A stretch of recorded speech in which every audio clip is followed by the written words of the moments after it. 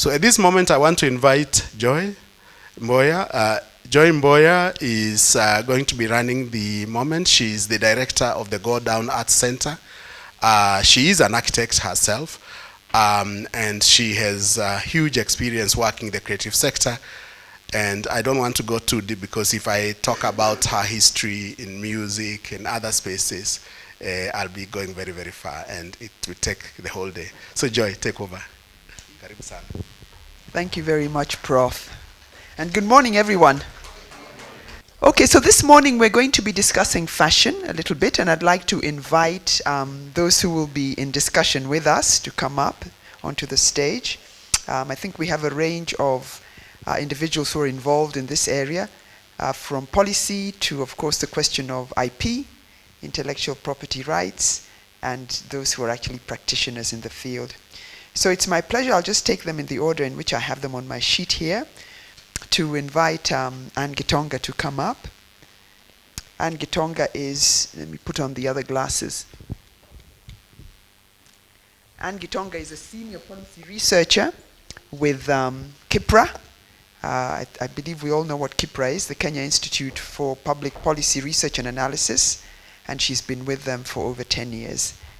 Karibu Anne. We also have Sharon Wata. Sharon is actually an advocate of the High Court of Kenya. She holds her degrees from here, University of Nairobi, but also from the University of Turin in Italy. And she's currently the deputy director with KECOBO, so the Kenya Copyright Board.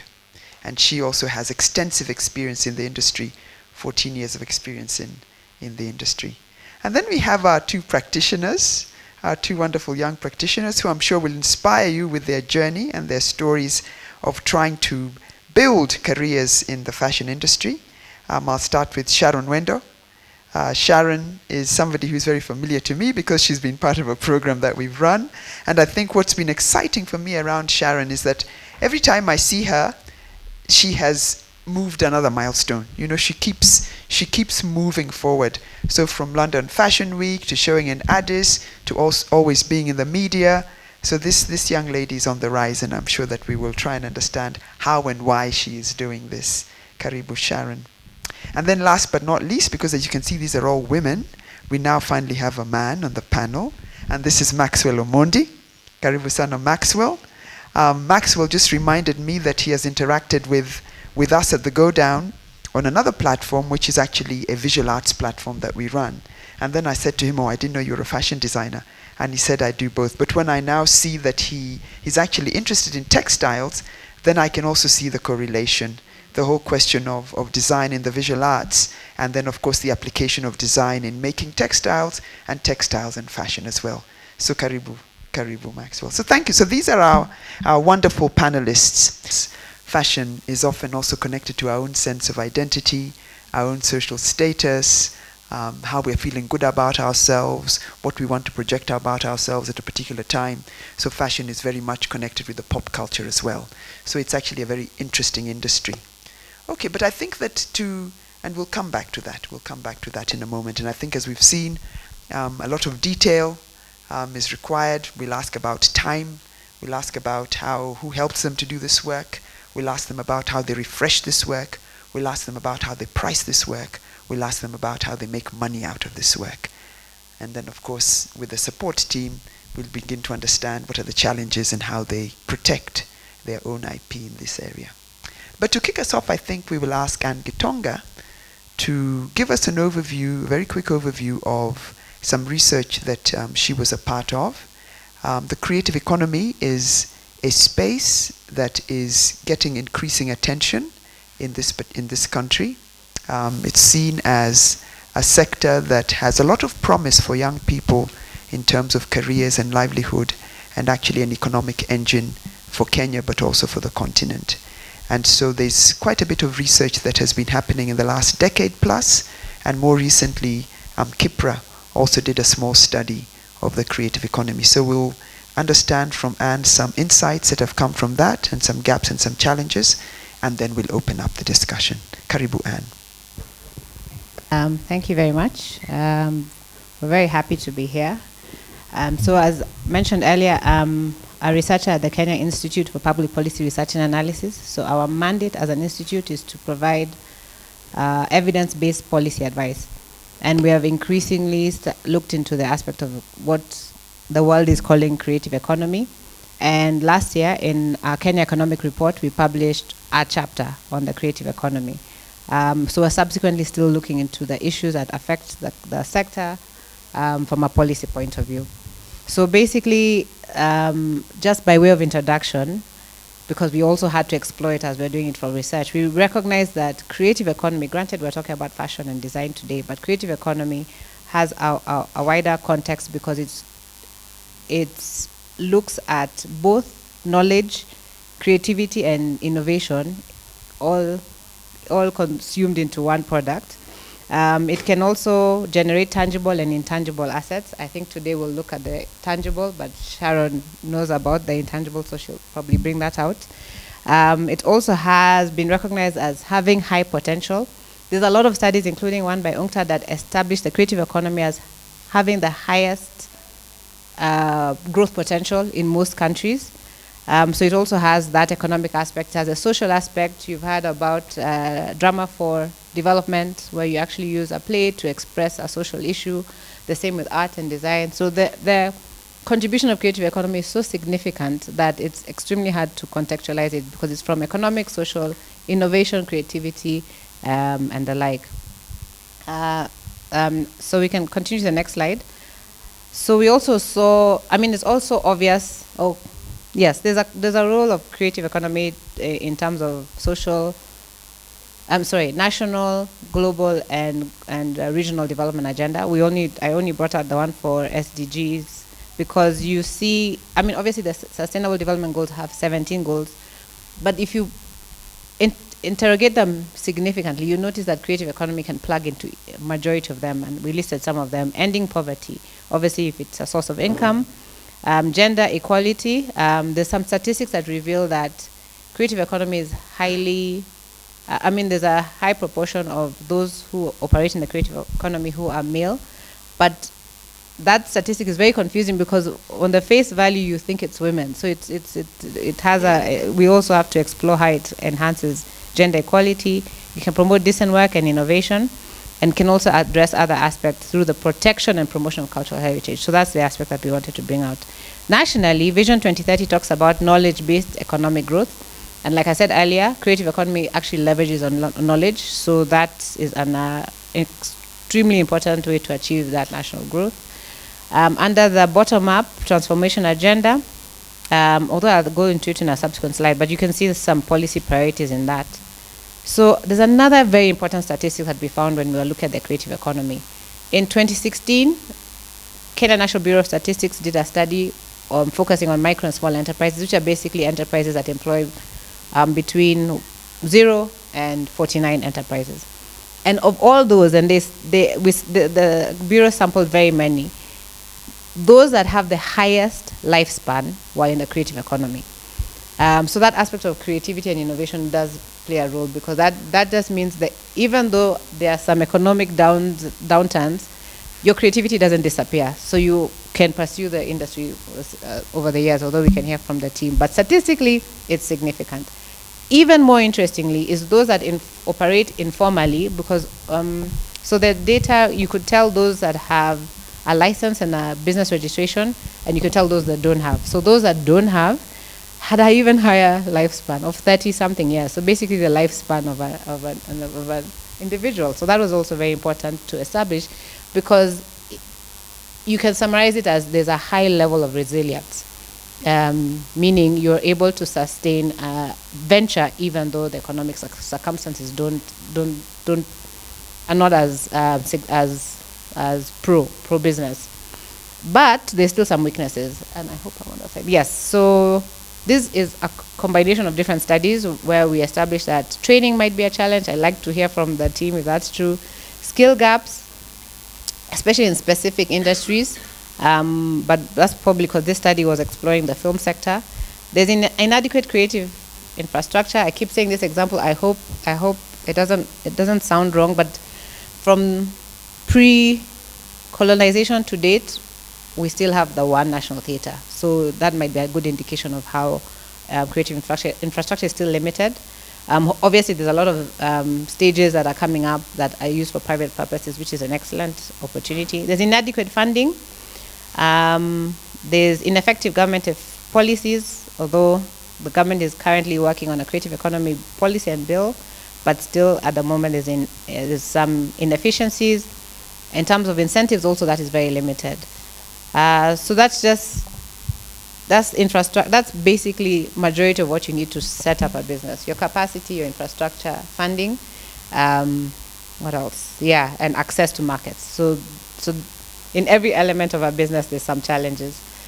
So that's why it's important to continue understanding what it entails. We can go to the slide after this, just to try and explore. This is actually I was challenged for using this study because I was told it's an old study, but it helps understand how to conceptualize creative economy. So this author looked at creative economy in 3 levels. So there's the core creative, which just means that you have to focus on creativity to produce the output, and it has to be a commercial output. So that's literature, music, performing arts. Then there's core creative, and then there's core cultural.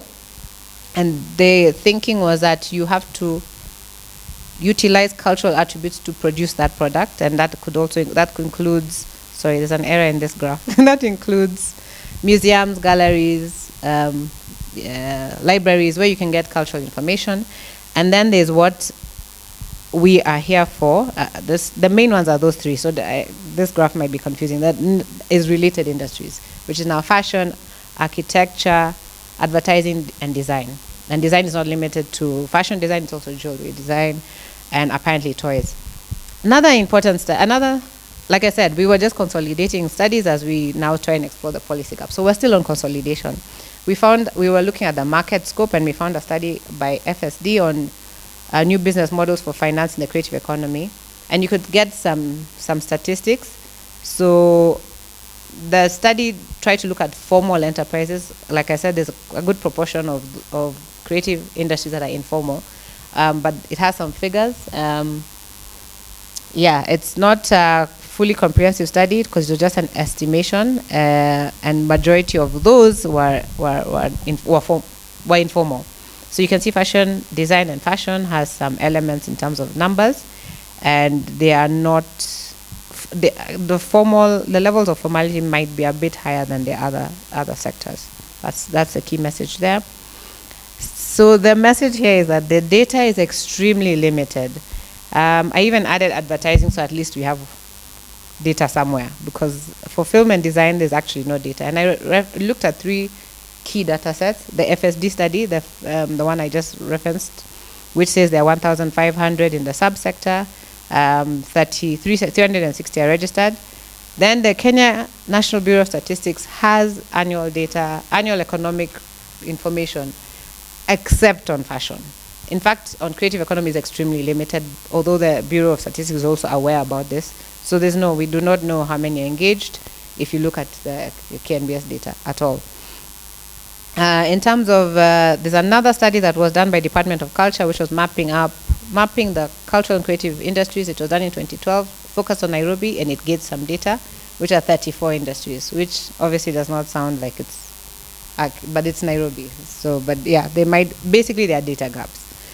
So now let's go into policy. So we have scanned the scope, and we see, there's a lot that needs to be done. There's a lot happening, which is good. There's a lot that still needs to be done, and there's limited data. So to understand the scope, contribution, and magnitude is still hard, but either way, we can still see what's going on in the policy point of view. So like I said earlier, Vision 2030 talks about knowledge-based economic growth. Interestingly, although it doesn't seem, logically you don't think knowledge and creative, but creative economy is a knowledge-based industry. So emphasis on creative economy will then help us achieve our economic growth as we envision in Vision 2030. I think you're all aware the Constitution is clear about culture. It calls culture the foundation of the nation, and the correlation between fashion, culture, film is significant. So from a constitutional point of view, this is a foundation sector, and it also promotes how it will be communicated, and you can see the aspects of through arts, through traditional celebrations, which I presume we can do traditional wear. So you can see some little elements of fashion coming out. And then there's also the aspect of intellectual property rights. I'm not going to touch with a lawyer in the room, but it's also in the Constitution, and there are some laws that ensure that we protect our intellectual property, even design, so that you can ensure that you can meet the market without getting, what are they called in fashion? Not counterfeiters. You don't get someone copying your fashion. Or rather, if you do, you have a legal standing, which is good. Oh yeah, so I said I'll talk about the bottom-up transformation agenda. The government's current agenda specifies three main. First of all, creative economy is amongst the pillars. I hope we know that, which is an important factor to bring out. Although it's combined with digital economy, it's a pillar that then, just imagine a building with pillars. So it's one of the 5 pillars that then contributes to sustainable, inclusive economic growth. So within that, you can see that there's 3 issues that they brought about. Remember, we talked about infrastructure being an issue. So the government talks about mainstreaming arts and culture into infrastructure development program. So what we aim to see, if we understand this intervention, is whenever when there are development plans or development initiatives, either by the government or PPPs, then we are supposed to mainstream this aspect into that.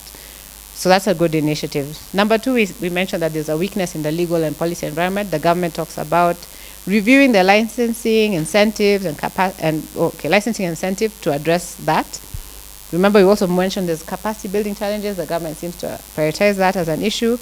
And lastly, we talked about market access being a challenge. The government is talking about doing a arts and creative industry information portal, which, if we well designed, will mean that all that we can perceive in the market, all that we know that is in the market, we can actually get it at a digital platform, centralized. Not you going to Instagram and trying to figure out how to type fashion. Obviously, I may say this also often. I think it's easier for you to find a product outside of Kenya than in Kenya. If I want to search for storage, just storage solutions, and I Google storage solutions, I'll go to Alibaba and all the other e-commerce platforms.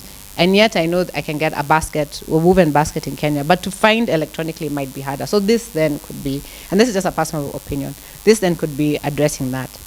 Other relevant policies, and I'll go quickly through this because, like I said, there's still some policy gaps, but there are some initiatives here and there that are important to document. Trade policy, basically Kenya trades in various sectors, and textile being one of them, so that's there. So to what extent textile design is a priority, I'm not sure, because it's not clear in the trade policy, but basically trade policy has that recognition.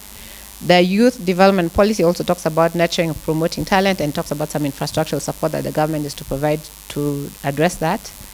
There is a 2021 national policy on culture and heritage.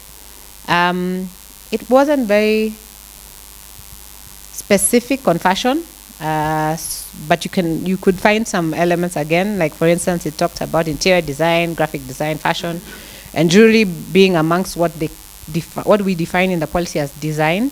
Then it talks about that we need to, of priority in terms of the goals of that policy, is to promote local designers and to facilitate the development of the design framework, including standards. Then the policy also talks about providing the infrastructure element being a policy goal also in the policy. What might be a bit more specific but still a bit far removed is the national dress. The policy talks about, I don't know what age group is here, but there was a time we had an initiative, government-driven initiative, to find a national dress, which was unsustainable to say the least, because it was not utilized for a long time. So, but it's still a government priority. We still want, as a nation, to identify a national dress, and that's in the policy. So maybe that's another, and now some of these you'll see are opportunities. Yeah, so I think that what is that, and there's a bit about traditional knowledge. That was basically what is in the policy. It's not very specific, but then that also feeds into what we are saying. The policy, maybe we're not understanding the sector enough to understand how to provide provisions that are clear. The next one is the Kenya Leather Development Policy. It also provides for, basically the focus is on every aspect of the value chain. That value chain means from the farmer to the market, and it identifies and embraces some of the policy interventions. So leather products, leather jewelry, leather accessories, the government is keen on supporting that. And like I said, everywhere, from the farm to quality leather down to the market, including how to even do subcontracting agreements. For instance, a car manufacturer in a developed world can consider getting into a partnership with a leather furniture maker to do the seats. I don't know, it's upholstery. I think I'm using the wrong words. So that's a policy intent, which is an excellent opportunity. But that's specific only to the leather product. If you're using leather for fashion, then you're covered. And then I decided just to check, because we keep on saying skills is an issue. So I decided to quickly skim through our policy framework on education.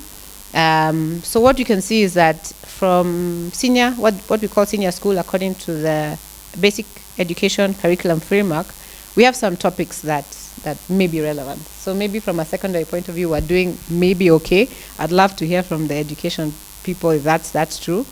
And then from a primary point of view, we're also supposed to promote, identify, and develop gifted talents, the gifted and talented children.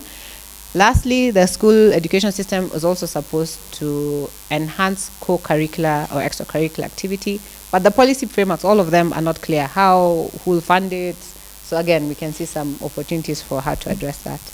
Policy initiatives, Buy Kenya, Build Kenya might be the more significant one to articulate today, where, and we can see it in different levels.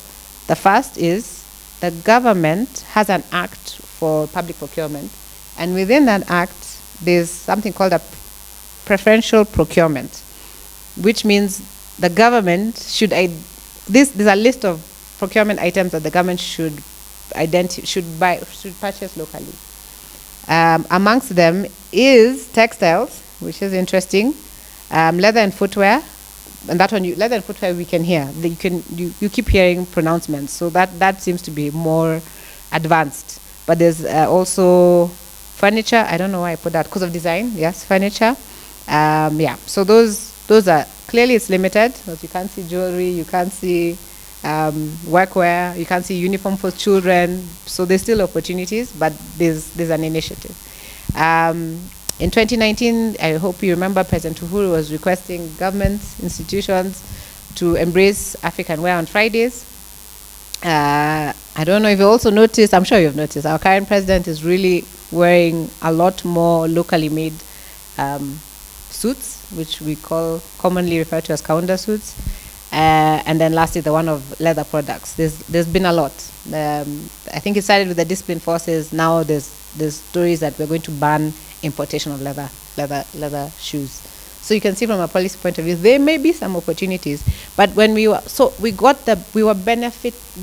the benefit and the privilege as KIPRA to support the development of the leather development policy. And we noticed when we're engaging with stakeholders that as much as we have a great input, which is the leather, components are hard. So I'd like to also hear from you. Like they said, zips are very hard to find.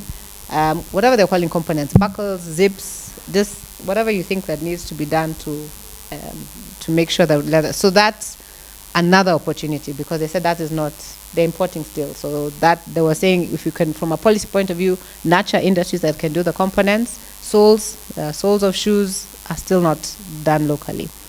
So I think that's a key government institution. Legal framework, SIACHI, like I said, I'm really avoiding it, but the government has laws that promote intellectual property rights. On top of that, like I said earlier, the Constitution of Kenya establishes culture as a foundation. What I didn't add is that cultural activities are to be promoted by the county. So when I heard that Nairobi City County is here, I checked, and they do have a County Culture Heritage Act, and a lot of it is on culture and heritage, but it still has a provision to support, nurture, and identify talent at the creative talents, which is an excellent framework. So, mambo ya IP I leave. Oh, I want to bring out one, the Movable Property Security Rights Act. The government introduced a law that allows movable property to be considered as, movable property to be considered as security. typically, if you've ever tried to access finance, most banks request, if it's a secured loan, they request for some asset, some collateral, and it tends to be something that is immovable, land, building. So the government, in ensuring that finance is more inclusive, introduced this act.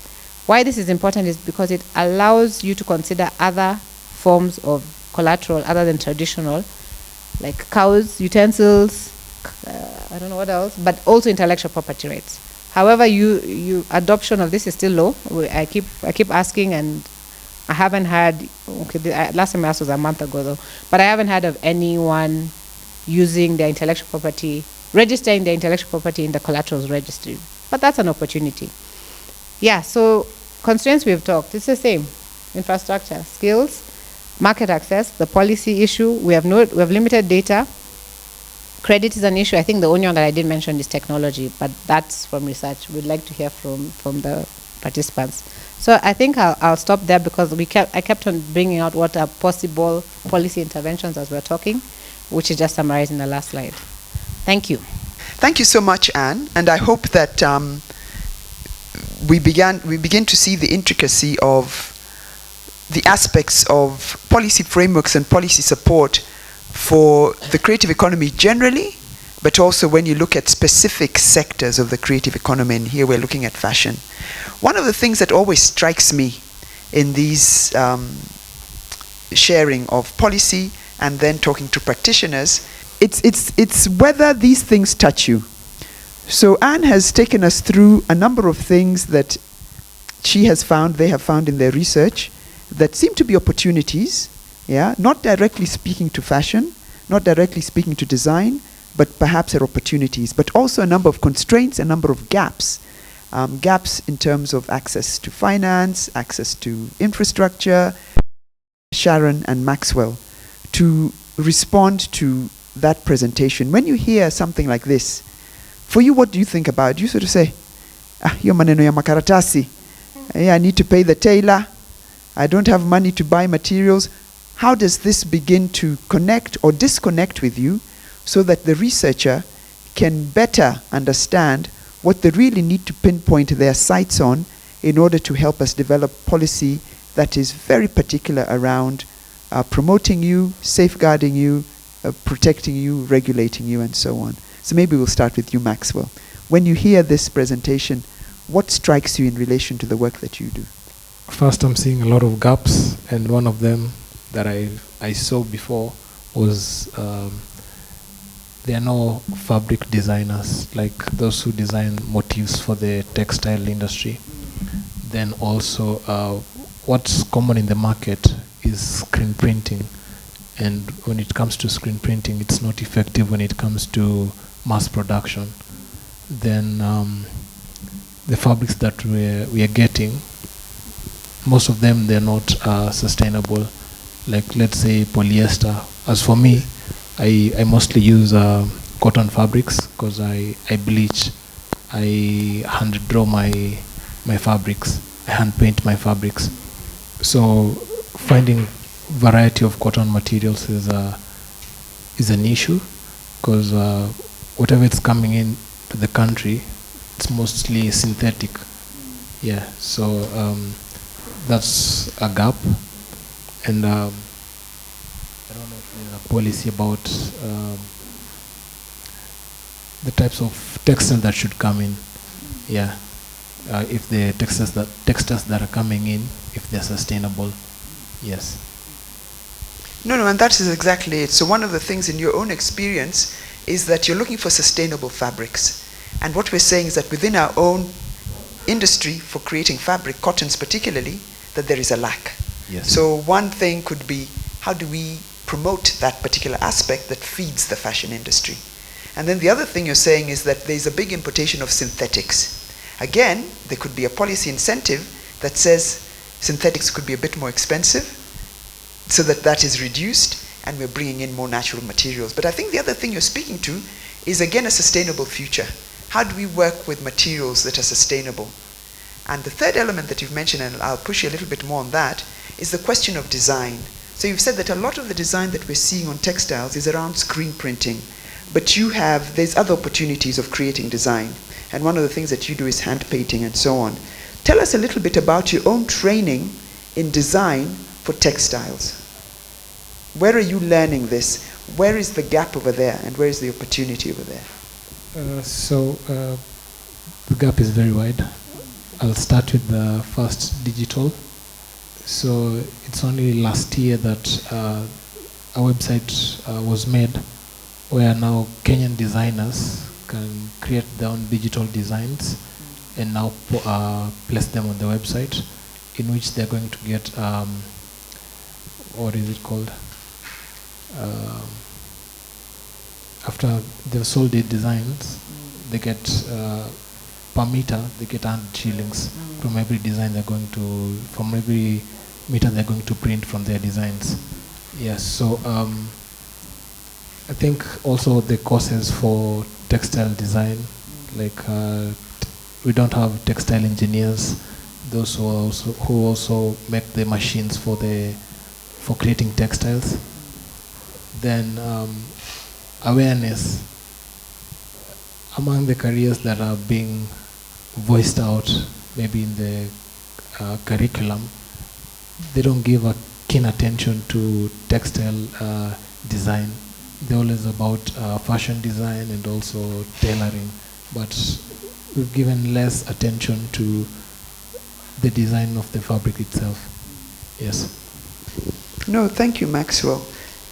That takes me to you, Sharon, because now you are actually making, so Maxwell, you could say, is your supplier in the value chain when you're making clothes and things like that. Tell us a little bit about accessing materials for your own business, because I know that you, of course, are probably known predominantly as Epica jewelry design, but I know that you're also venturing into fashion more broadly. Yeah, so I think it's a huge issue because mainly I'm using beads, and with beads, I'm getting my beads locally. So, and it's like when you're trying to differentiate yourself from like other brands doing something different, it's so hard to access some materials because you get the same type of beads or any sort of like pendants. It's the same thing. So people are making the same thing with the same materials. And then when you want to import, it's extremely expensive. Like shipping is insane. So that's a huge issue. Importing and exporting, that's a huge issue. So sometimes it's not sustainable when you're trying to bring in materials and just constantly bringing it in if you can't be able to afford shipping. Shipping is a big issue. And I like what you're talking about, data. Data is also a huge issue because like you don't have access to data. We don't know when you're trying to find information and there's no one portal where you can find information. It's so hard doing research on anything because there's no data. So even when you're talking about policy, all these things that we need to know within the industry, it's like going into one ear and going out the other ear because you're like, is this really important within my space? Do I really need to know all these things?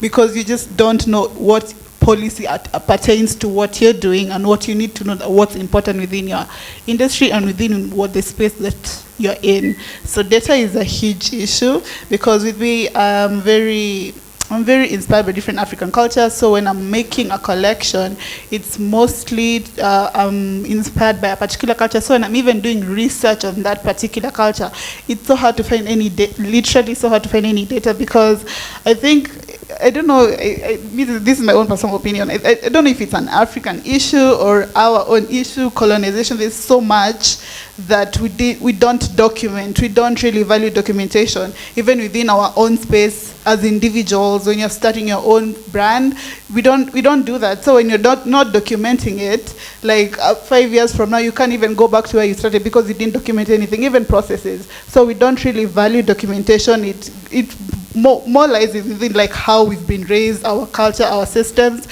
So when you don't value the documentation, you're in the space where, I'm here, I'm trying to find information on something particular. You don't find it because you're not really documenting anything within our own spaces. Yeah. So we now begin to see the gaps from the perspective of a practitioner, and then how do these gaps translate into policy questions? And I think that is the bridge that a space like this tries to help us understand. But then I think Anne left out another element that is important in all of these sectors of the creative economy, which is the whole question of how do we protect the intellectual property rights that are associated with our particular subsector. And now I'll bring this to Mrs. Wata, yeah, to tell us a little bit about IP and the fashion space. What are the issues there? Fashion is an interesting one because, they say that I can't protect trousers. Trouser is a trouser is a trouser. It has two legs unless human beings will change. And now I make a three-legged trouser. I don't know. But then there's certain elements that are particular to what Sharon has designed or what Maxwell has designed. Maybe just give us a bit of insight around which are the aspects that a fashion designer should think about in terms of IP in this sector. Yeah, thank you. I don't want to assume that we all know what IP is. So for a start, I will just say IP basically is property, as she talked about, intangible, that you create with your mind, yeah? And of course, fashion is there, yeah? So generally, the IP laws help you to protect that property. Because when you talk about property, a lot of people will say Joy has a car, she has a house, so that's what we think as property. But then there's intellectual property, where you should be able to say Sharon has a design, and Professor has a book, and somebody has a song. So you should be able also to look at that the way we look at our car and our house. And for me, the fashion space is very rich because it cuts across intellectual property generally. There are some areas that probably concentrate on copyright. Areas like music, generally that is just copyright. But when it comes to fashion, you can actually protect it across various spheres of intellectual property. So to start with, you can protect using copyright. So copyright would protect your designs. First, if you have sketches, that would be protected under copyright, yeah? If you have graphic designs, copyright will protect that for you. But the major one usually is industrial designs. So industrial designs would usually protect the aesthetic value of something as opposed to the function, yeah? So you give an example of a trouser that it has to be with two legs. I mean, you could even design a trouser that has 3 legs, and you should be able to protect the design, yeah? Because industrial design does not protect the function, but it protects the aesthetic value. Aesthetic, I mean the way it looks, yeah? So I have seen a lot of it is used in fashion, in the furniture industry. You may see a 2-legged stool that nobody can sit on, or a chair that is really carved in an interesting way that when you sit on it, it's very uncomfortable. But you can still protect it as an industrial design because you're not protecting the function. You're protecting how it looks, yeah? And the creativity. When I was doing my research, I got something interesting. Okay, before that, let me talk about trademarks. Of course, the fashion industry also has trademarks, and that's why you will talk about Chanel, you will talk about whoever, the brand names, yeah? You protect the brand, so that is protected under a trademark, which is also IP. Basically, that would offer you know what you're going for when you're looking for that brand. Yeah. So if someone is looking for denim jeans, they know the quality that they're expecting or the look that they're expecting. So if denim does not protect the trademark and someone else comes to take it, then it becomes a problem, yeah? Or you don't want, like what he was talking about, fabric that is not good being associated to your product. So also fashion, the fashion space uses trademarks to protect their brands. The one I found that was very interesting was patents, yeah? Because patents normally would protect innovations that are usually like machinery. It would be a product or a process. So when you think about it, especially as an IP lawyer, immediately you think the process of making a drink, the process of making soap, that's patentable. Or a car, an aeroplane, an iron box, yeah, a machinery. That's what you think as patents. But when I was doing some research, I found this information very interesting, that people have been able to make patents out of the fashion industry. Yeah? I found that there's a Danish biotech company that specializes in enzymes and microorganisms. And so they pioneered the use of enzymes in treatment of fabrics. So they developed a patent technology for treating stone-washed denim jeans. Yeah? This technology is based on an enzyme called cellulose. It removes some dye from the denim to give it a worn-out look. Yeah? And within 3 years of the denim finishing industry was using that under the license from that company. And now they do mass production. So they were able actually to license that. Yeah? There's another company, also an Italian company, that has invented an innovative fabric made of cork.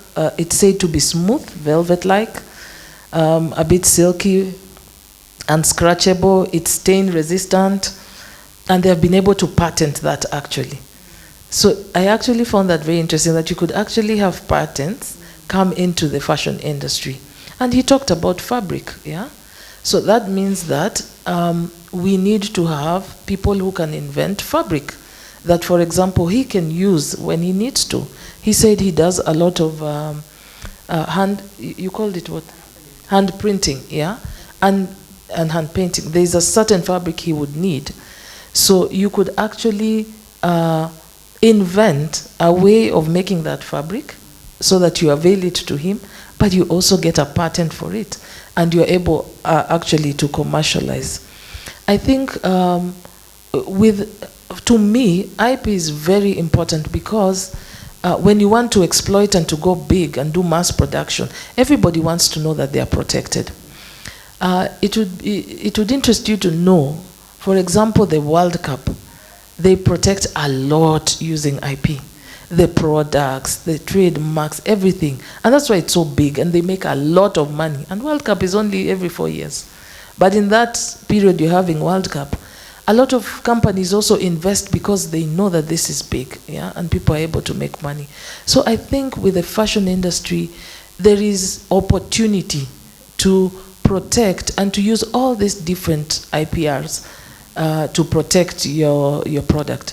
In terms of laws, in Kenya, there's a copyright law that you can always come to protect your designs. The Kenya Industrial Property Act also protects industrial designs. We have a Trademark Act that you would use to protect your trademark. The Kenya Industrial Property Act also protects patents. Anne had mentioned a bit about the Constitution. Yes, the Constitution has now made provision. The Constitution of Kenya 2010, let me just cite for you the articles, you can check later. So we have Article 11(2), Article 40(5), Article 69(1), that make reference to protection of IP. And as we all know, the Constitution is the highest law of the land. So by the time you have put IP there, it is that important. We have the Universal Declaration of Human Rights. It recognizes intellectual property as one of the basic human rights that somebody has, yeah? So that is how much weight that IP has.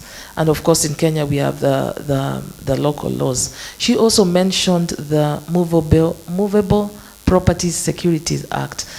It is there, but it's just that I think most people don't know.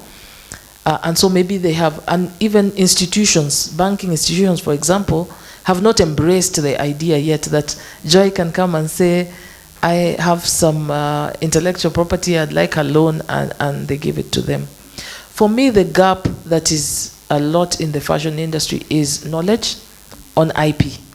So people in that industry do not know that this is intellectual property that I can protect and then use it to make money or exploit. So I think there's a knowledge gap there, and awareness creation is necessary. It's just that sometimes it takes a lot of resources to reach out to as many people as you can. Second is protection in terms of registration. Yeah.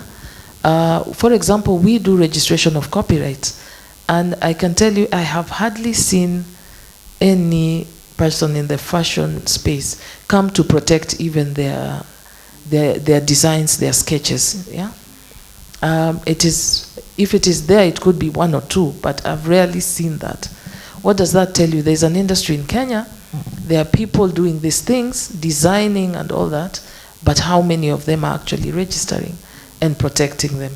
I think, to me, I see opportunity to train, opportunity to create awareness, but also opportunity for the people in the fashion industry to come and to register their IPRs and to continue to use them. You know, people in the developed nation are very ahead, and so they know these things and have done them. And so they will not want to touch your stuff, Joy, if you have not registered, if you cannot authenticate your ownership of it, you know. But once you move into the IPR space, somebody from outside will say, okay, this is genuine, this looks real, this looks authentic. Yeah. No, thank you, thank you. And once again, I think a richness of information around the fashion space in terms of IP and what can be protected, and also what is available in terms of frameworks locally. But let's get back to these two now and see what does it look like practically to be in business, yeah? So I'll ask each one of you to just tell us a little bit, give us these milestones, how you started, what inspired you to start, where are you now, how do you know you're doing well, where are your challenges, yeah? So just so that we can begin to connect some of those gaps with practical experience. And again, Maxwell, I will start with you. Yeah. Thank you again. I started by trying to identify myself. After a while, when I was looking at my dress code, it wasn't identifying me as an artist, and I wanted to be distinct from other artists, so that when I from the bankers, yes, so that when I step into the room, you'll notice I'm different, like I'm just different. And so trying to find something that is unique was a hassle, so I just started to create my own. And so that's how I started. I started by refurbishing my old clothes using bleach. So the next time I showed up, guys were asking me, where did you get this? Where did you get this? Where did you get this? So it looked new, but I just refurbished it. So from there now, after a while, guys started gaining interest. How can I get this? So every time they were asking, I tell them I'm the one who makes them. So eventually now, it came to a point where they started now making orders. And so when the orders started coming in, then over a while, I was now informed about pop-up markets where I can sell my merchandise. So that's how I now, it gave birth to another career, which is now fashion. But of course, I was studying in Buruburu Institute of Fine Arts, where I used to engage with other fashion designers. And so since I was good in sketches, so they would approach me, I do for them the sketches. So I got interested just by being in that environment where there are a lot of designers. So I would come up with my sketches, consult them, then they would tell me where to improve, because that's not my main career. I'm an artist by profession. So from interacting with them, that's now how I built up my fashion brand. Yeah. So what is hard for you right now? So the moment you said, you sought uniqueness, and then you began to do things out of your own creativity. Yes. That attracted others, yes. And they began to ask for this, so there was a small demand around that. Yes. And then, of course, the spaces that you've been using are pop-up markets at the moment. Yes. I don't know how much you're using technology as well, but where is that taking you? What is difficult now? Are you hitting a ceiling? What are you finding is the challenge? The number one challenge, of course, is sourcing for sustainable fabric. Yeah. That is my first challenge. Then my second challenge was how to mass produce and not every time paint using my hand. Yeah. But I did some experiments, and I came up with a way that I can still mass produce. Yeah, and of course the normal challenge is always capital. But for me, having an idea, I can sell to you the idea, then you just give me the deposit, then I'll do the work. So I wouldn't say capital is much of a challenge. Yeah. So Maxwell, would you say that you're meeting with success, and what would be the reason for that? What is driving success for you? And I use that word very carefully, so I know there's still a lot of challenges, Yes. but clearly there are things working right for you that you want to continue. So what is it that is working right for you that can be expanded on and built on? Because again, we have policy listening on where there might be that opportunity to strengthen an aspect here. Yeah. So my success comes where now I'm able to create a community of guys who are now making orders and are interested in whatever it is that I'm doing, because I'm always about the conversation on what's our identity ourselves as Kenyans. So if I would ask you in the room here, anyone who's putting on a Kenyan brand, anything Kenyan, you see, 0 hands. There you go, some in the 3. back. And it's a ring. So we are not promoting our own Kenyan brands. So that's a challenge. And the challenge comes to the point where now whatever guys are consuming through social media, from influencers and musicians, those who are at the top, those who influence others, they're influencing guys to buy Gucci, Prada, the outside brands, and not the Kenyan brands. So for us, that's a challenge, because we are fighting against the big brands while we are still coming up. Yes. Yeah. Okay, no, thank you, thank you. Before you leave, Maxwell, Yes. how is he trademarking his brand? So this question it will come. So I left it open because Mrs. Wata said that she has not seen very few, I was if actually any. going to ask him. He said he does sketches. Have you ever registered your sketches? Not yet, but Not yet. I was informed you guys came to Kwana Trust. Yes. Yeah, Yes. so I was still going through the Information. the information. And now you've met me. Yes. Yeah. Then I also saw that there are some charges that are incurred when you do that, and it's like monthly, or I don't know, it's yearly. No. It's one of when you do a registration, which was 100, Yeah. but now we have waived it. Okay, we have waived the fee now for an unidentified period of time. Yeah. So you take advantage of this period that it's free now to register. Okay. So I'll help him to register. Wonderful, Yeah. wonderful. I was going to make a comment on what she said about the government. Let me not call it a directive, but it was like an encouragement for officers to wear African. Friday. Yeah. The only challenge is that, so what African are we wearing? Yeah. And for me, one of the challenges I see is that are we Kenyans able to give a good product? Because sometimes you're looking for a kitenge material, but you want a good one. Yeah. And then you find one from West Africa. So also our fashion industry needs to churn out very good fabric also, yeah, as he says, yeah, so that people can be able to promote you. Number 2, do people know the Kenyan brands? You know, do we know the Kenyan brands that are out there?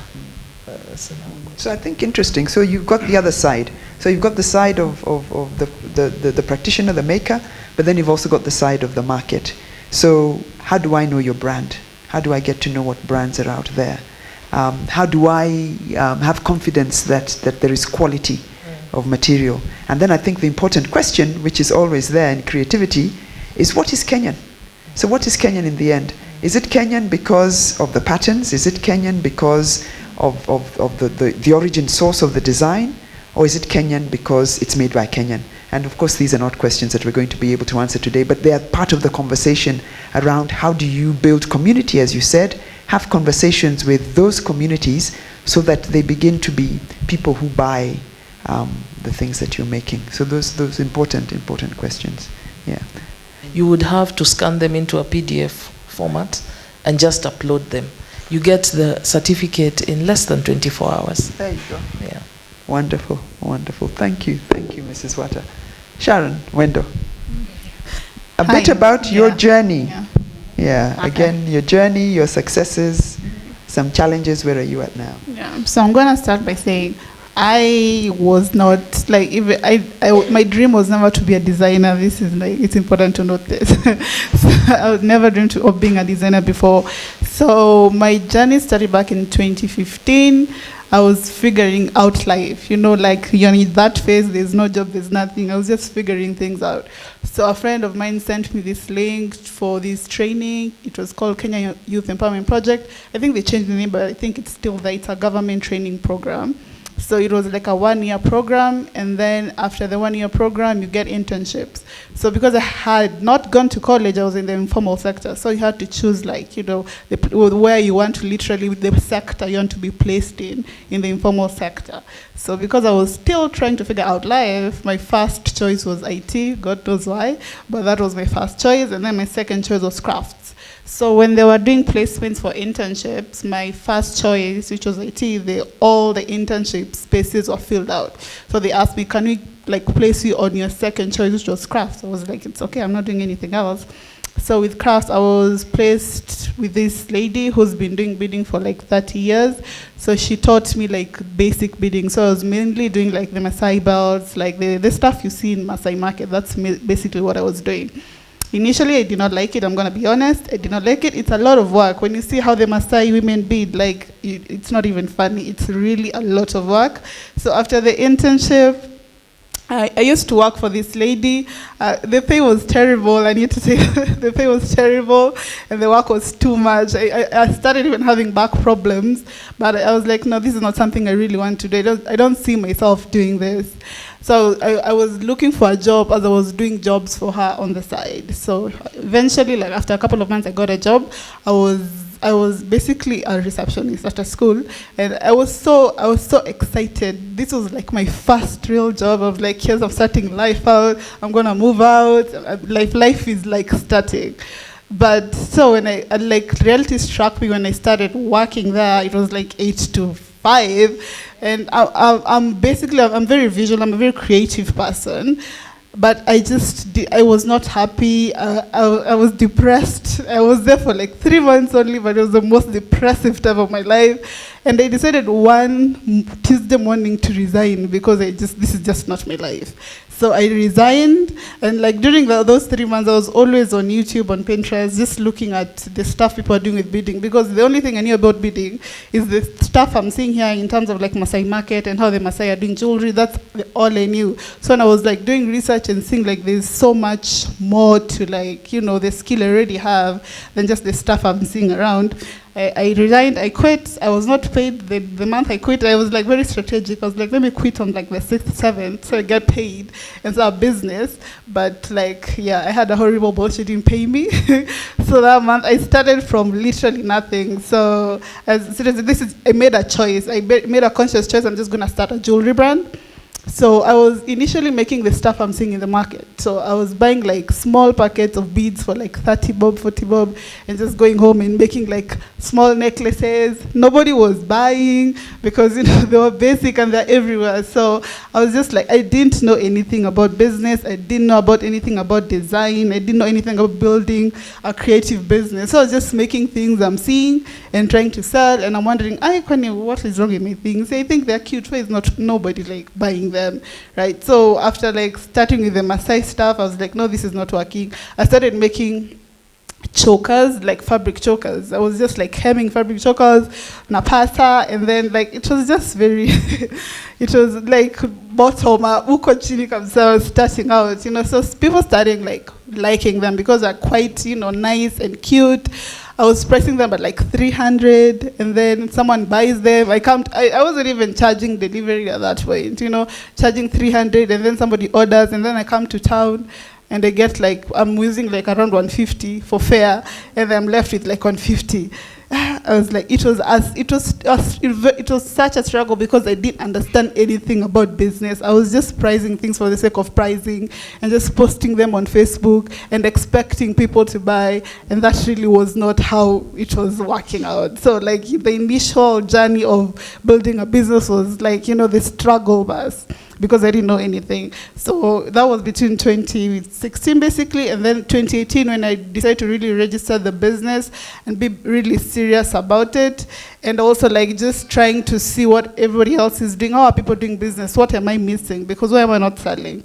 And I realized I'm basically making the wrong product. I'm doing what I'm seeing people are doing. Even if I made a conscious choice to get into the design space, I need to find me, I need to find myself, I need to find what works for me. So when my first design, like a body jewelry back in 2018, that was like it's a light bulb, right? So I decided like, oh, this is actually me.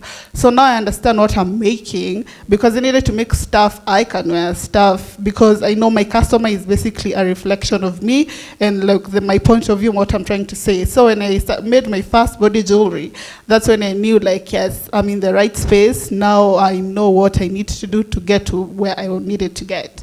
So I started I think it was during COVID, I think, yeah. During COVID, that's when I did like my first business training. It was at British Council, my credit union, and that was that was like a 360 for me in terms of like how I do business, because I realized I really don't know what I was doing. I was just winging it all these years. So I learned so much about pricing, about like creating a product, and like about how I'm doing even content on social media. And between 2020 and now, so much has changed because of the programs I did. I did Creative DNA with British Council. Also I did another program with the Go Down. So I just needed to understand being a businesswoman. It's a business. Even it doesn't matter how much you're talented in this space.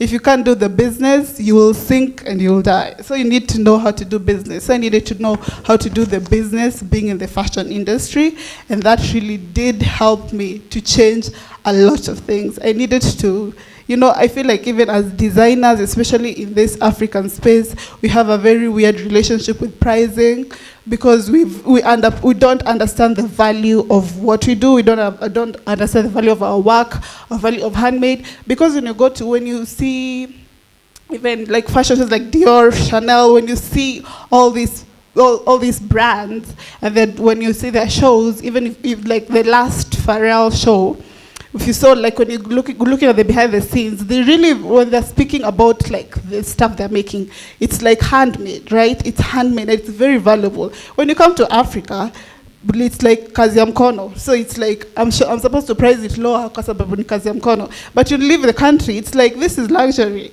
So like, now you're trying to understand, oh, this is very valuable, and I need to price my value. This is value. This is my time. Why am I not charging for my time? Why am I not charging for my art? So I needed to understand pricing and get to a better space with my relationship with pricing, so that I might also be able to live with it.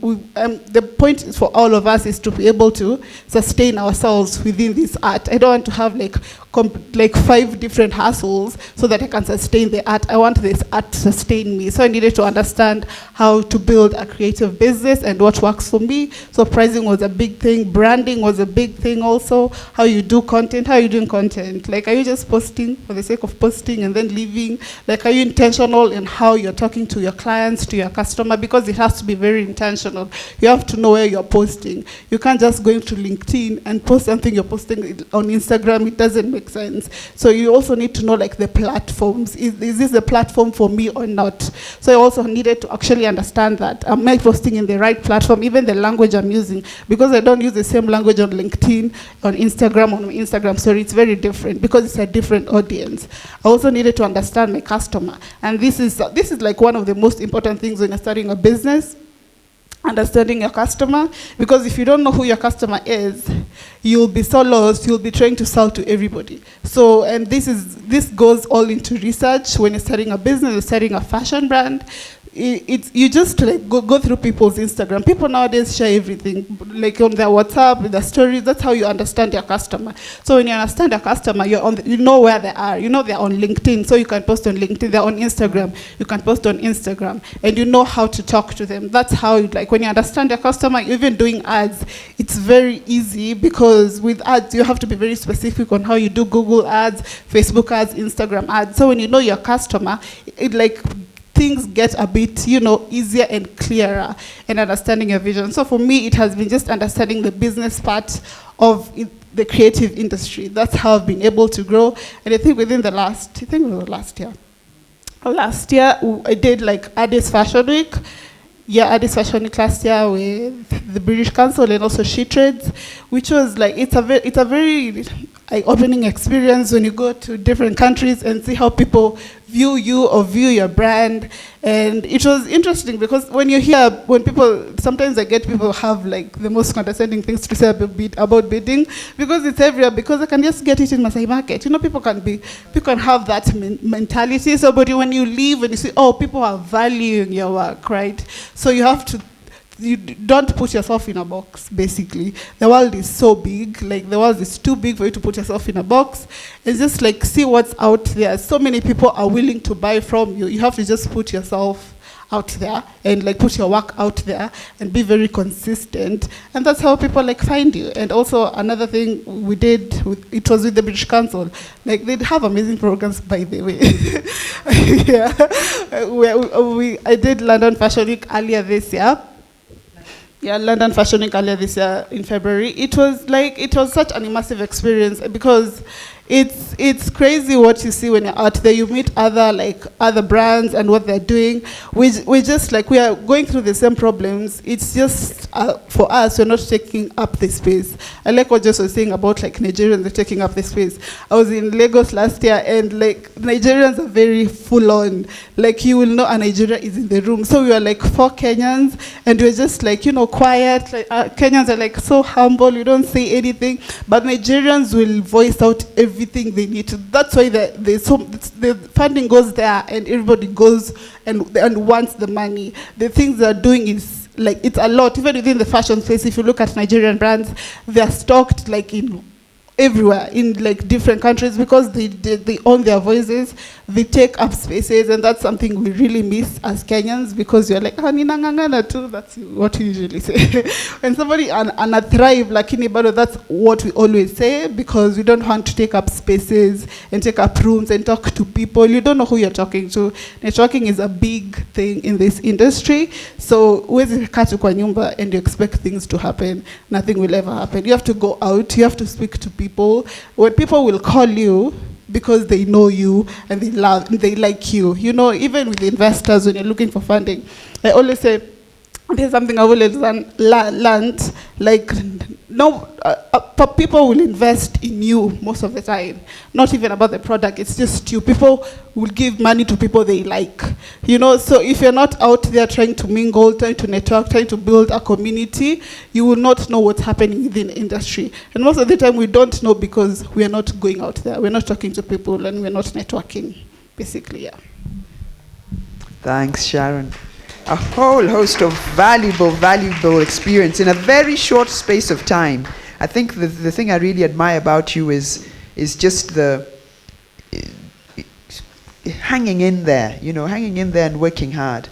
So, making the pitch, doing London Fashion Week, doing Addis Fashion Week, doing your media, and as you're saying now, understanding your customer and being particular around what you're making, and then constantly learning and absorbing and seeing how are others succeeding, and then bringing that into your practice. So I think you're a wonderful example of a young business that is on the way. But one of the key things you talked about, which again, now the policy question, is how do we enable those in the creative economy, and we're talking about fashion here, to really be business people as well?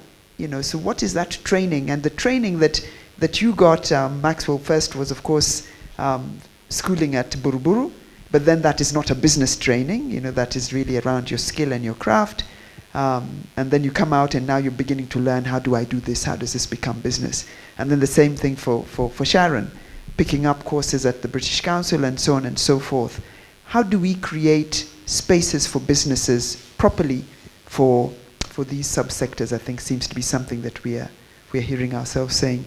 But I also know we are coming to the end of the hour, so I will just run through us and sort of say, how are we seeing the future of fashion in the Nairobi space, in the Kenya space, based on where you're at, yeah? So based on where you're at, and maybe I can start with the practitioners.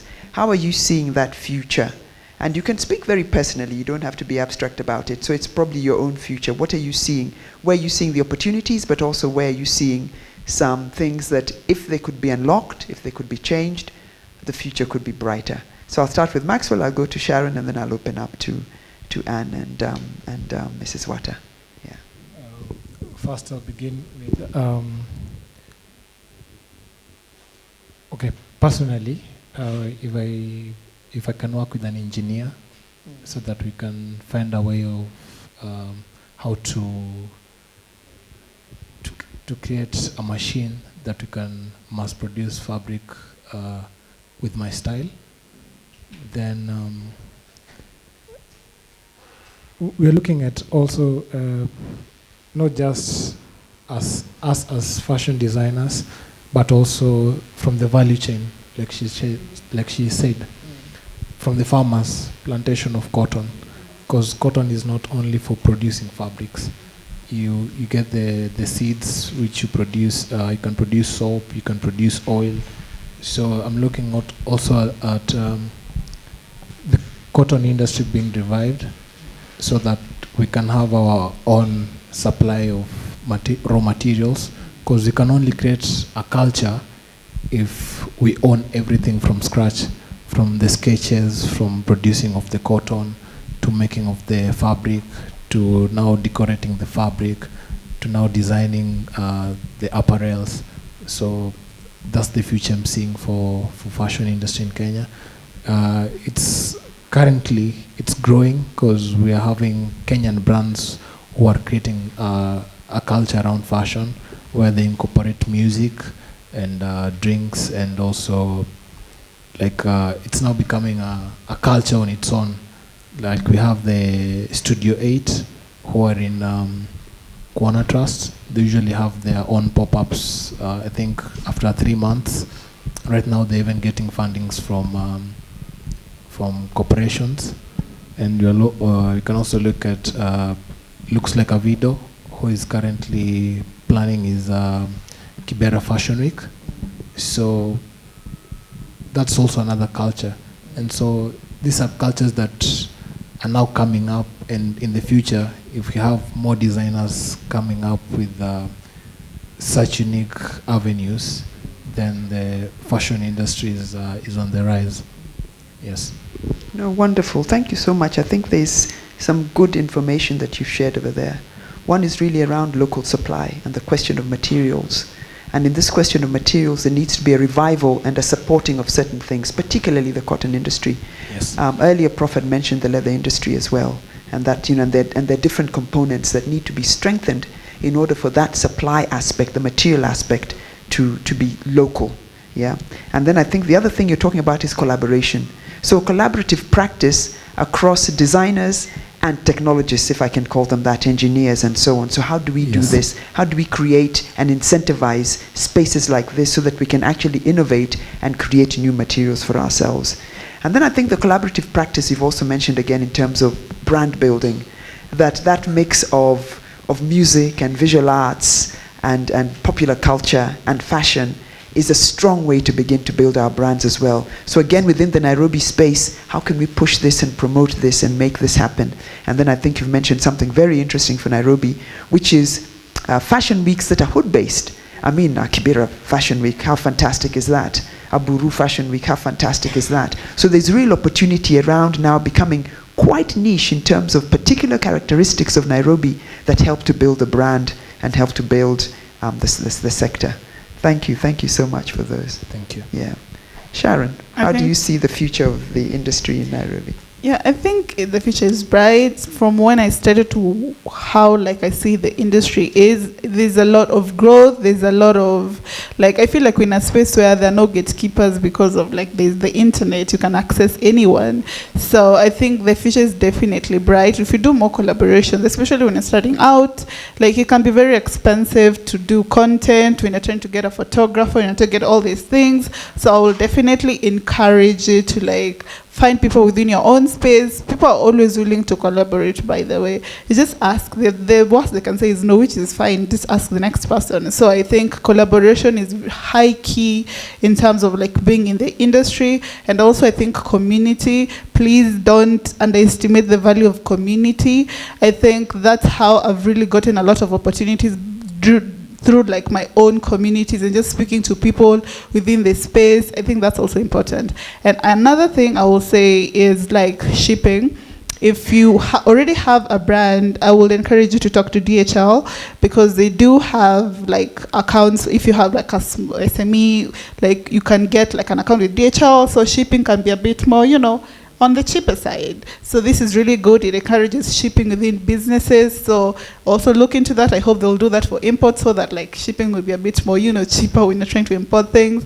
So I think those are like the core things of like being in the industry. Just network and research. I think when you do all these things and we come together, I think there's a very like there's a space for us to really grow to become like West Africans. When you see like Lagos Fashion Week and like South African Fashion Week, it's on a very different level because I think when you look at how they do like their shows, it's not just about like being on the runway and like it's that there's like buyers. If you get to a place where like we're having shows when you have like buyers and retailers coming to shows and doing trade shows and stuff like that, I think we're on the trajectory to getting there. We just have to have more collaborations within this industry. Thank you. And again, very, very good insights for Nairobi. I think the first one you mentioned is an important one just nationally, that the internet removes the gatekeeper.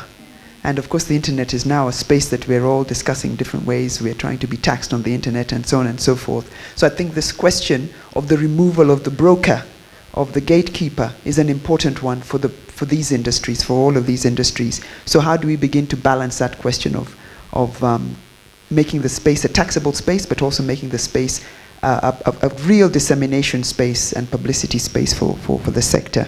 And then I think the other thing you've mentioned is moving goods. So moving goods out and moving goods in. How do we ease that movement of goods? Particularly for these small emerging businesses, and you've given a tip to people that DHL has accounts, you can move things out, but a little bit harder to find the same moving in. But I think you've mentioned something that you also mentioned earlier, which Anne mentioned, which is this question of access to data. A lot of this requires researching. You want to find information around design ideas and so on and so forth. Some of it is marketing ideas and markets. How can we consolidate information in a way that we have the relevant data that this particular subsector requires? And then I think just in terms of building markets, that it's not just the fashion show, but we actually have expos, what you're calling buyer-retailer spaces that are combined with the whole idea of the fashion show in a sense, so that there's a real opportunity to do business as well. So wonderful, wonderful ideas. I also think engaging the corporates, because they're the biggest consumers when it comes to apparels for their uniforms, let's say the scouts. So if they can also include like give an opportunities to upcoming fashion designers, I think that will also kind of like boost the fashion industry in Nairobi or in Kenya in general. Yeah, so I think if possible to have workshops where engineers can meet, the corporates can also meet, all at the same space, then they can now share ideas on how best they can add value to each other. Yes. Thank you, Maxwell. Mrs. Wata, I will come to you next. What do you see just in terms of the future of fashion for Nairobi, for for the country in relation to the questions of IPR? To me, this industry has so much potential. I mentioned just a few IPs you could use to protect. And I said the gap is the knowledge. So I think there's so much potential for this industry to grow. But one of the things that people in the fashion industry must do is gather the information, yeah? I would not, Sharon said, you know your market, yeah? You wouldn't go to sell murenda in Central probably, because they don't know how to cook it and they may not even know how to eat it, yeah? You won't expect much. But if you took it to Western, then you would know you're going to make a sale. So you also cannot be in this craft without finding out the information about it. And the biggest thing for me is protection. Yeah, you need to protect your IPs. You need to know what are my intellectual property rights and all these things I'm doing. How do I protect them? One of the weaknesses I've found with creatives a lot, and I'm one of them, is that when you put the opportunity there for information, they don't come. He mentioned that we were at Kuona Trust some time back, just doing what we're calling copyright clinics, and inviting people just to come and talk to us one-on-one. I deal with your issue as Joy, you know, your specific issue, and they didn't come. And we came the next day, we advertised it, and we came the next day, and we hardly saw 20 people. So for here, the Kenya Cultural Center, I had to come on a day that I knew poets would be here. They have a program called Poetry After Lunch. And I managed to talk to around 70 of them. So it's like I'm begging you to have this cake. And it's for free, you know. So one of the things I think there's opportunity for is even attending these things, yeah. I would have expected this place to be very full and have no place to sit, you know. Attend these things, gather the information if you're going to be in this industry and if you're going to make anything out of it. Because the whole idea of IP protection is balancing your interest as a creative and mine as a user. What do I mean? I'm not barring people from using your product. I'm just saying let them pay for it so that you can get something, but also so that your name would be known as a brand. In terms of laws and policies, I think we already have a lot of laws around IP that protect. It's just knowing them and knowing what to do. The only thing that lacks, as she said, is data. Yeah, we at Copyright Board, for example, we are underfunded. And sometimes when you go to ask for more funding, you need to give data. How does this industry contribute to the economy? That's usually the interest of the politician, you know, and the people running the country. The data I have right now is 2009, which was a study by the World Intellectual Property Organization, just trying to see the contribution of the copyright-based industries to the GDP. 2009, it was 5.3. This is 2023. It must have grown. But I need that real data, then I can give that policy maker and that person who allocates the money to say, put more funding in this area because we need to grow this industry because it contributes to our economy. Even Shan will tell you, even in terms of employment and all that, yeah? I would tell you, you mentioned one thing that you would love to meet an engineer. Where would you get an engineer? I would want you to find an engineering student, because universities also have innovation offices and spaces like that. Find a student. Why? One, they will not be very expensive. They'll be willing to collaborate with you. Talk to them. You're telling them, I would like to invent a machine that can do 1, 2, 3.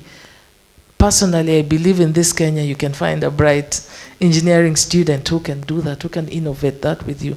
Once you patent it, oh my God, it's big. Like I've already seen potential here, you know, and you start churning out your own things, yeah? That's one of the solutions you can get to. The two of you now, you know me.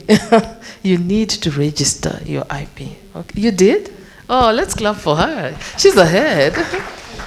Yeah, you need to register your IP. Once you register your IP, even an investor would feel more safe if they're investing in your product and you've registered, and they are sure that this is original, you made this yourself, yeah? So I want you to register your IP. Maybe lastly, Joy, sorry, I'm a lawyer and I'm a sanguine. I talk a lot. So, lastly, I would say from the Kenya Copyright Board, we have 5 legal officers, legal counsel, who all have a master's in IP. And one of the things we do for creatives is to give free legal advice. And you just need to come to our office, which is at NHIF building, Apple Community. Guys, unaweza tembea kama unataka, sindio? You can walk to NHIF, isn't it? It's possible. It's not hard to do. It is possible because I am sitting there, I can give you free legal advice. Joy can tell you for free, legal advice is very expensive, yeah? If you're going to find a lawyer in the IP space to just look at a contract for you or help you, it's going to be very expensive. So take advantage of the opportunities that you have. So Copyright Board does that for creatives. For the next 5 weeks from this week, we are going to be having legal clinics. We're calling them copyright clinics, yeah? With creatives, where like him, he can come meet me one-on-one, talk to me about all these things. I've already seen so many things he can do, you know? So you can imagine if we were just talking, the two of us, and chatting a way forward, yeah? We're having that in conjunction with GIZ and Goethe Institute at Westlands Mall. It's called FemLab in the basement, yeah? Every Friday, you will find me there, 9 to 5 p.m., ready to talk to you about your IP, to guide you through registration. I actually am having an IT person there also the whole day, so that they can also help people to do the registration. And as I said, it is free. So let's take advantage of it. Thank you. Fantastic. Thank you so much. Thank you so much, Sharon. So we'll end with the person who started us off, and that is Anne Gitonga. And Anne, I think the question is, you started by sharing with us some of the aspects of research and the gaps and opportunities that you found in that chapter that sits in that piece of research that you did. But having listened to Sharon and to Maxwell, are there any further insights, things that you've seen, and last words from yourself as well on the future of the industry? Okay, thank you for that. So first would be plugging into the policy space still makes sense, like what Sharon had said, Mrs. Whiter had said, Sharon, the other Sharon. Particularly because, as you're aware, the Constitution promotes public participation. So if you know there's something going on in terms of laws and legislation that is within your docket, this is how, like now, for instance, if there was something on, I can't think of something, on importation, and you've seen a legal notice that we're looking at how to review our acts, our laws as relates to imports and revenue and the like, then you would definitely have benefit by going there and having a voice about that issue. So that voice that Sharon was talking about is not limited to your creative voice. You also need to see how to plug into the public policy space, because public policy is obviously informed by the public need. And the public, if they're not talking, then the policy is insignificant or not well designed. So I think that would be important to establish. And then also, I'm happy to see that government initiatives do then produce what they are intended to do, because the Kenya Empowerment Youth Program is still in play, and it's still on skills development. I think they're touching on credit, because I think they're getting informed by the previous participants. So that means then there's a lot of free information, like what Sharon is saying, and free maybe not free, cost, what do we call it when it's, cost is not borne by you, but there's still a cost to it that you can plug into. So I think it's just that research. Unfortunately, you still have to do the research yourself. So that research is important. So you can establish the opportunities, particularly in the public policy place. I really want to re-emphasize the importance of plugging into the public debate, because you need to know what the government is doing, and then how you can adjust the thinking if there's some misalignment in terms of that. I did a study on innovation, and the study established that you can actually be trained. You can learn, you can be innovative through training. Like you can actually be trained, because we used to think that innovative is a creative thing. So I didn't realize that it's the same with creative. You can actually get trained. It doesn't need to be skill-based. You can actually get trained, and then now you develop your niche. So that means skill training is still important. So we need to continue encouraging the government and the public sector to provide relevant training. I'll give one example.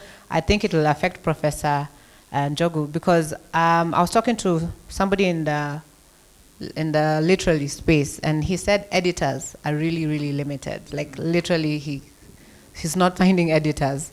So I don't know if, so maybe we think that IT is going ahead of us and we don't need to edit, but it's still a skill that is required. So it's just, you need to keep knowing what's in the market, because that's when you meet the market gaps. And collaborations obviously are important. So that's also an important point, because you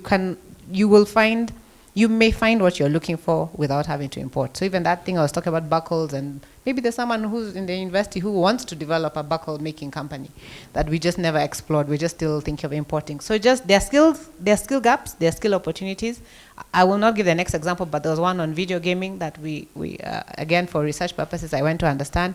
And he said in video gaming, which is really emerging in Kenya, in terms of developing, not players, there are some gaps also. There might be lack of an animator, lack of an editor. So it's just, there's a lot of opportunity in the creative industry, but you just have to look at it from the value chain and see where to plug in if you're looking for the opportunity. I think the last thing is, I like the idea of ICT. Again, I really sound like I'm pro-government, but it's because I do a lot of research in government issues. But you notice from 2019 to date, there's a lot of policy influence on ICT. And from Vision 2030, ICT is considered as an enabler. And in terms of policy, that just means it can ensure that you achieve what you are trying to achieve with the other parameters. So if it's trade, if it's access to markets, ICT is considered as an enabler. Training, education. So therefore, the government has recognized that, and probably why you hear, now that you're exposed with all these other designers, you hear them saying that Kenya is so cool because you can just sit anywhere and get the internet. And I didn't realize that because I took it for granted, because I thought that's normal. Till I watch bloggers and host visitors, and they're like, where can I get internet? I'm like, what question is that? Because I don't even know how to answer. So so the government has been doing things to enable it. But obviously the government can only do so much. So I really like that, how to then plug into what is already provided to open up your market access. So that's the government. But the private sector is also doing a lot. I didn't know about the Kibera Fashion Week, but I remember seeing a poster about this Kilimani Association, I can't remember what they're called, wanted to do a market for Kilimani residents where if you are a producer of a product or industry, you come yourself, which is an excellent, so it's the same thing, collaborate within your community. So we can also be initiative, and I can see professors doing something similar. We can be the initiators of such things, because there's obviously strength in that collaboration approach, and they're there. It's just that we haven't figured out how to wade these waters. Yes, and we're getting there. I mean, you can see that there's some efforts. I think I'll stop there, but thank you. Thank you, thank you, thank you, thank you. Can you join me in thanking this panel, who I think has shared quite a lot of wealth of information? Anne Gitonga, Sharon Wendo, Maxwell Omondi, and Sharon Wata. Thank you all very, very much indeed. Asanteni. Thank you.